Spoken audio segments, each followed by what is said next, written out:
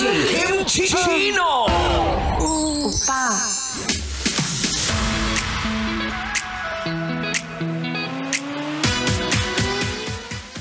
Boy, ikaw, sa dinami-rami ng tao sa mundo, ang nagustuhan mo pa, yung ayaw sa'yo. Di ba nga, hindi ka type. Sabi rin sa kanta, langit ka, lupa ako, hanggang tanaw na lang ba tayo? O, alam nyo na kung bakit hindi kumakanta si Kim Chino, ha? Medyo sintonado. Pero oo, tama yun, mahal. Hanggang tanaw ka lang sa malayo. Kasi nga, hindi ka gustuhin. Huy! Mahal! Ano yung sa'yo? Nandito na ako, Imneda.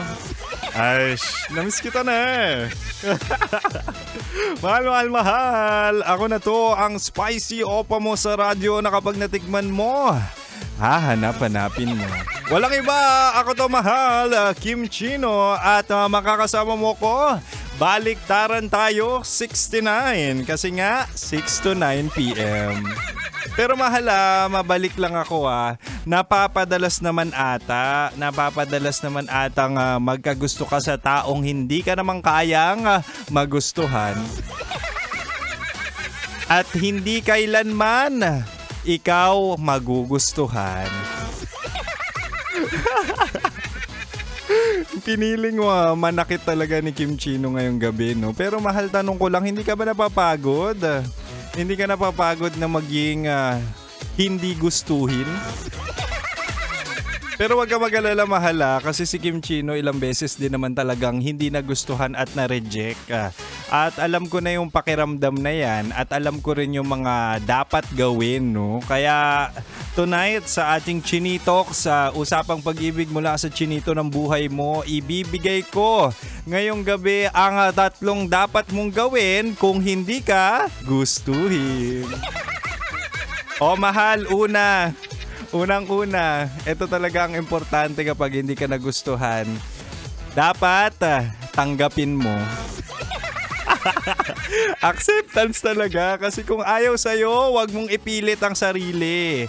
Hindi yan pagiging mahina, kundi pagiging matatag. Kasi hindi mo kailangang ipaglaban ang taong hindi ka naman kayang ipanalo.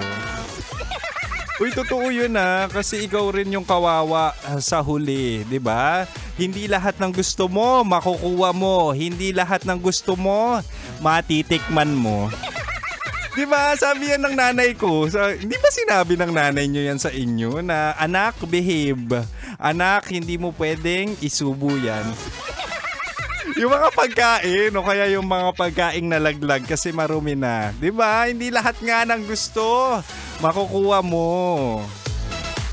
Kasi 'di ba, mahal, pinili mo siya kahit hindi ka niya gusto. Baka yung mga pagkakataong yon, parang awa at respeto mo na rin sa sarili mo. Baka oras na rin para piliin mo na lang yung sarili mo kesa dun sa taong hindi ka naman kayang piliin.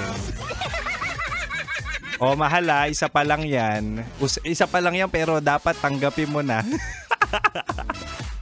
Meron pa akong 2 dapat gawin ng kagaya mong hindi gustuhin.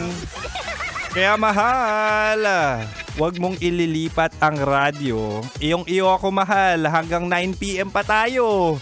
Kaya manatiling nakatutok dito lang sa 90.7 Love Radio. Kailangan pa bang i-memorize yan? Basic.